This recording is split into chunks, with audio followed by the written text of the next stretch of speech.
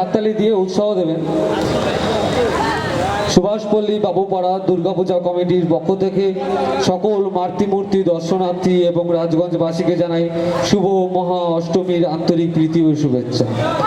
বিশেষভাবে ধন্যবাদ জ্ঞাপন করছি সুভাষপল্লী বাবুপাড়া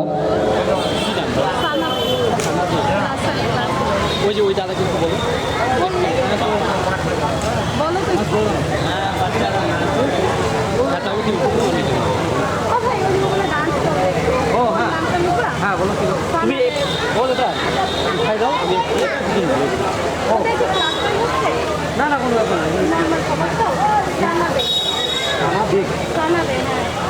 তুমি খাই দাও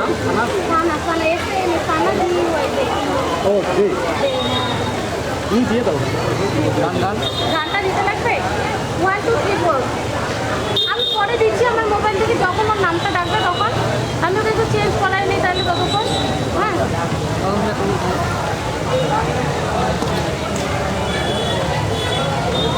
আমাদের মঞ্চে একজন ক্ষুদে শিল্পী সানা দে আমাদের সামনে নৃত্য পরিবেশন করবে।